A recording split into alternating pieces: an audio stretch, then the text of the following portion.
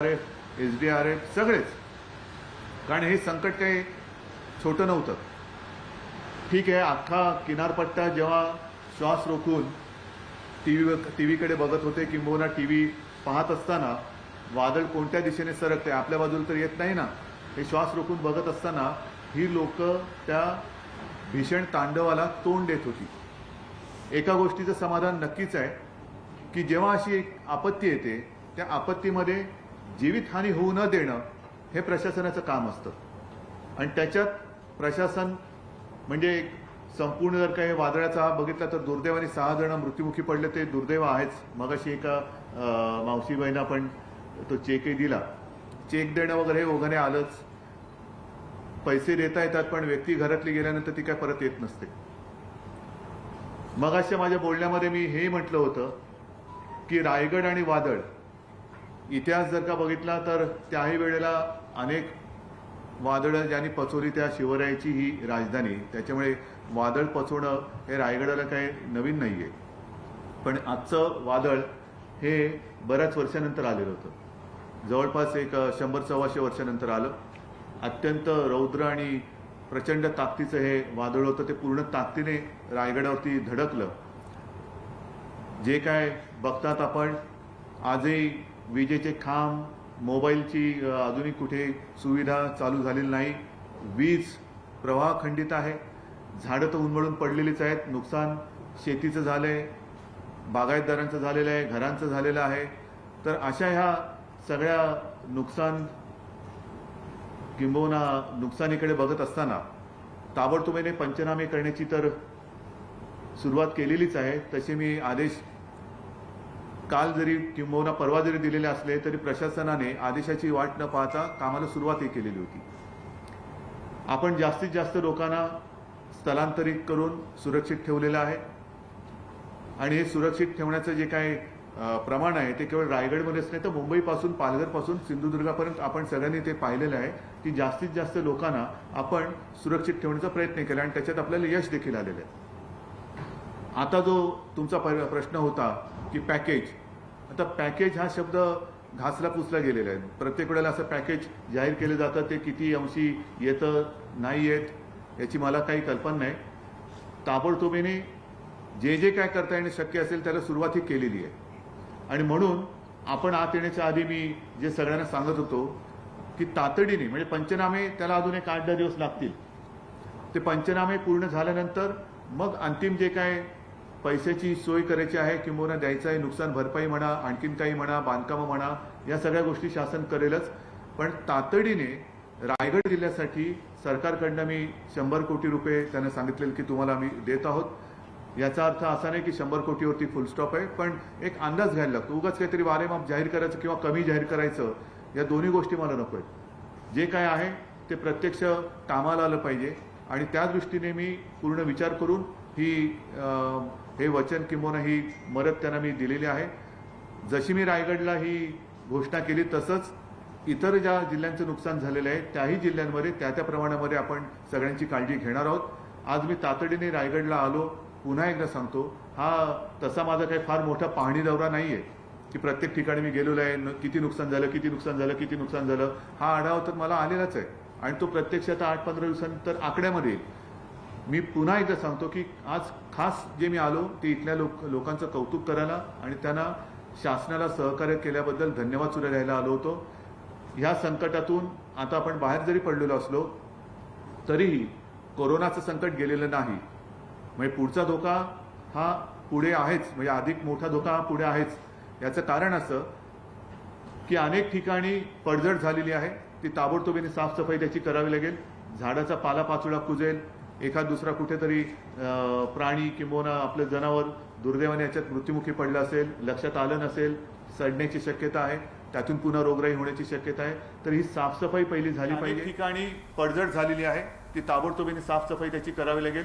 झाडाचा पालापाचोळा कुजेल, एखाद दुसरा कुठेतरी प्राणी किंवा आपलं जनावर दुर्दैवाने याच्यात मृत्युमुखी पडलं असेल, लक्षात आलं नसेल, सडण्याची शक्यता आहे, त्यातून पुन्हा रोगराई होण्याची शक्यता आहे.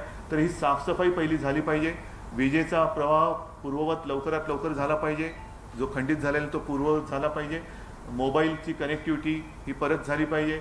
काही जणांची घरं पडलेत, त्यांच्याकडे म्हणजे त्यांना आपण सुरक्षित स्थळी हलवलं जरूर होतं, पण घरी जाताना त्यांची घरं पडली आहेत किंबहुना त्यांची स्वयंपाकघरं आता त्याची नासधूस झालेली आहे. मग त्यांनी काय करायचं? तर ह्या काही प्राधान्यक्रमाने करण्याच्या गोष्टी, त्याच्याबद्दल प्रशासन पूर्ण सतर्क आहे.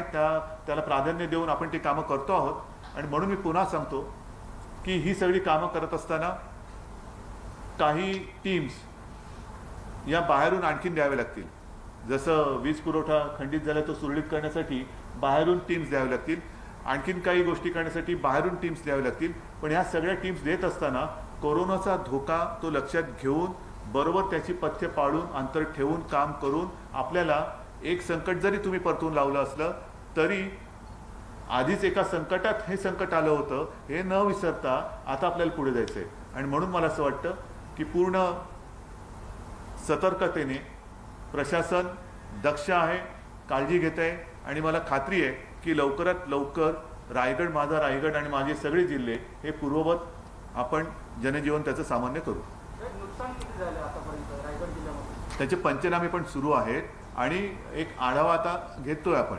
येत्या 8-10 दिवसात जसं मगाशी आदितीने सांगितलं की आपण सगळीकडे पंचनामे आता जाणार, मग त्याची वेळ किती लागणार, त्याच्यापेक्षा आपण हेही लोकांना सांगितलेले विनंती केली की आपल्या झालेल्या नुकसानीचे पटकन फोटो काढून आम्हाला द्या की ज्यानुसार आम्हाला तात्काळ हालचाल करता येईल आणि मदत देता येईल. जरूर आणि श्रीवर्धन तालुक्यामध्ये लँडफॉल झाला होता, बोलणं झालं होतं या सगळ्या नैसर्गिक आपत्तीविषयी आणि त्यांनी असं सांगितलं की केंद्र सरकार महाराष्ट्राच्या पाठीशी उभं राहील आणि सर्वतोपरी सहकार्य करेल.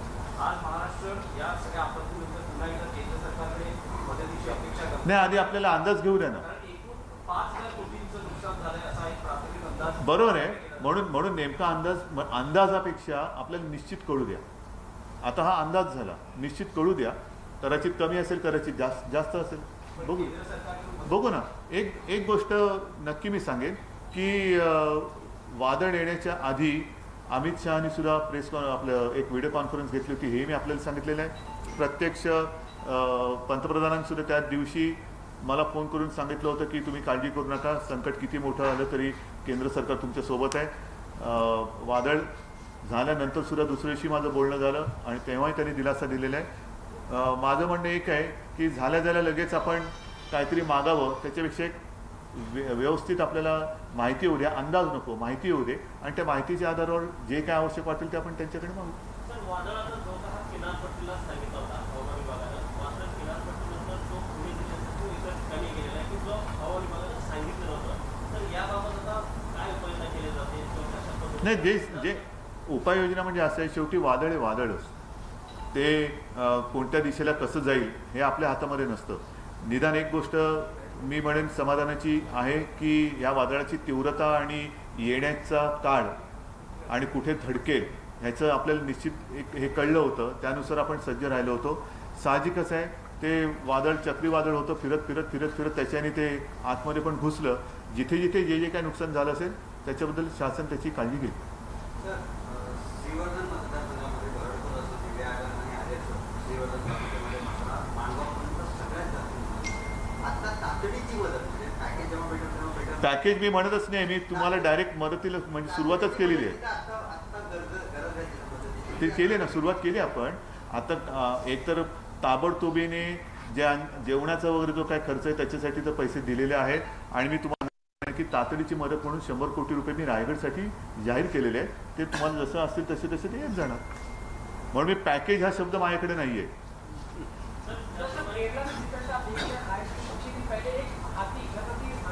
अभी वो उसके बारे में बाद में भी बात करेंगे. हे यातले होऊ द्या, कारण तो विषय वेगळा आणि गंभीर आहे. त्याच्यामुळे दोन मोठे गंभीर विषय एकत्र नका करू प्लीज. श्रीवर्धन आणि मुरुड तालुक्यामध्ये सर्वात जास्त लँडफॉल झाला आणि ते अजूनही अनेक गावांचा संपर्क तुटलेला आहे. तो संपर्क कधी होईल? तेच सांगितलं ना की त्याच्यासाठी जिथे आवश्यक असेल तिकडे टीम्स जर बाहेरून पाठवण्याची आवश्यकता असेल तर त्याही ताबडतोब पाठवल्या जातील. कुठेही सरकार कमी पडणार नाही.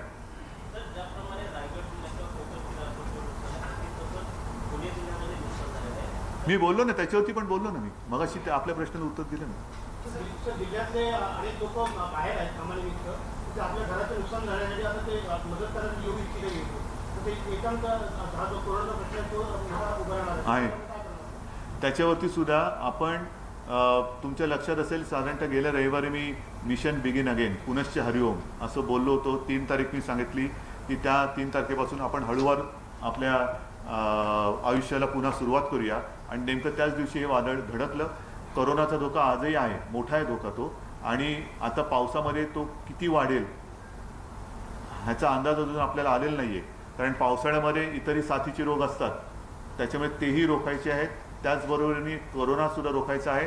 आणि हा सगळा धोका लक्षात घेतल्यानंतर आपण जी बाहेर गेलेली लोक आहेत आपलीच, त्यांना येताना आता आपण हळूवार ते सुरू करतोच आहोत, पण येताना ज्यांना तातडीने यायचं आहे त्यांनीच तिथल्या शासन यंत्रणेशी संपर्क केला तर आपण त्यांची व्यवस्था करतो. माथेरी भागामध्ये अनेक ज्यांची कच्ची घरं होती ती तुटलेली आहेत, झाडं त्याच्यावर त्यांच्याकडे निवाराची व्यवस्था नाही आहे.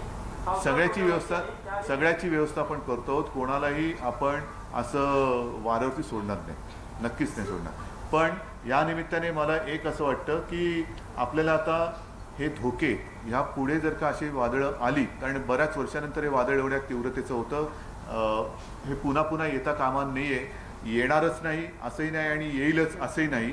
आणि त्याकरता मला असं वाटतं की किमान नुकसान आता कसं झालं, एक गोष्ट आपल्या लक्षात काय आली की आपली यंत्रणा ही सज्ज होती, त्याच्यामुळे आपण मनुष्य हानी ही कमीत कमी आपण ठेवू शकलो. म्हणजे सगळे मिळून एक 6 या जिल्ह्यामध्ये किती पूर्ण 3 ते दुर्दैवी होते, दुर्दैवी मृत्यू झाले त्यांचे. पण पटकन शिफ्ट कुठे करायचं, त्याच्यानंतर नुकसान नेमकं कोणत्या बांधकामाचं झालेलं आहे, कशी ती बांधकामं होती ह्याचा विचार करून नुसती मदत नाही तर त्याची दक्षता घेऊन आपल्याला पुढची पावलं टाकावी लागतील. म्हणजे बांधकामं जर का तुटली असतील घरं, ती घरं बांधताना कशा पद्धतीने बांधली गेली पाहिजेत याचं सुद्धा मला असं वाटतं एक अभ्यास करून ते करावं. त्याच्याबद्दल मी बोललो ना, मी आता आपण याच्यावरती बोलू आपण. किल्ले रायगडावरती होळीच्या माळ्यावरती मेघडंबरी आहे, काही प्रमाणात नुकसान झालेलं आहे. हां नाही, कोणाचे आपण जे काय आहे ते व्यवस्थित करणं. ठीक आहे, मला असं वाटतं एवढी माहिती आजच्या पुरती बरी आहे. सगळ्यांना धन्यवाद देतो. जय